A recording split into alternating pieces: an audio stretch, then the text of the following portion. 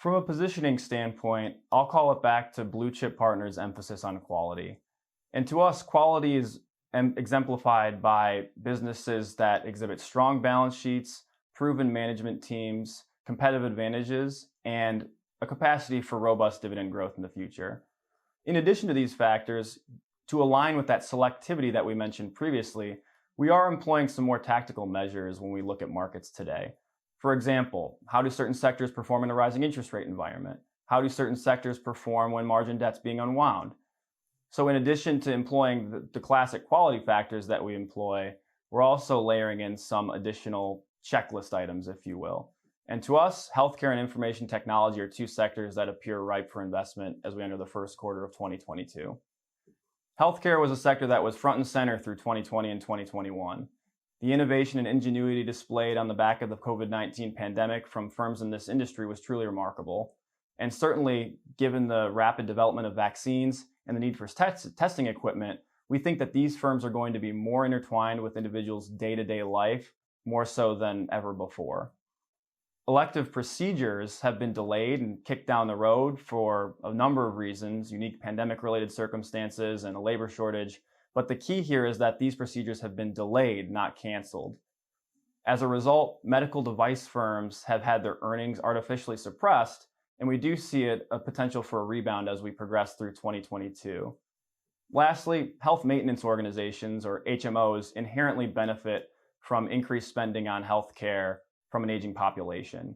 These firms have become incredibly adept at predicting costs and thus providing more reliable profitability. Despite all of these tailwinds, the healthcare sector trades at a relative discount to the broader market and a relative discount to its history. With regards to information technology, tech has certainly been a beneficiary of the speculative froth that we've seen in markets over the past couple of years, which has partially been fueled by that expanding margin debt that we outlined earlier.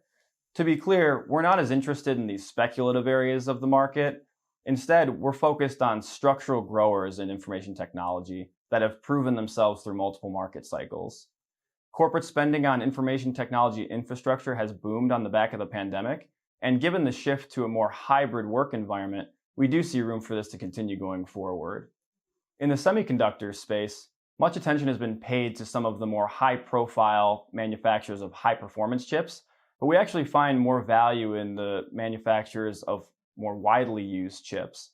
In addition to those manufacturers, we think that the makers of the vital process control units that are used in the manufacturing process for semiconductors have an ability to grow above their long-term averages in a less cyclical manner than was previously seen, given our continued reliance on semiconductors. Within the sector, we're actually able to find some pretty attractive valuations relative to the expected growth at the company level. Using the PEG ratio, which looks at a valuation multiple or price to earnings relative to the expected long-term growth rate of companies, we're able to identify companies that are not just attractive today, but are poised to grow significantly in the future, and we do not have to pay up substantially for them. So between healthcare and information technology, we do view these two sectors as ripe for investment today, but remain well diversified across the 11 GIC sectors. We hope you found this version of the Quarterly Edge insightful, and we look forward to talking to you again next quarter.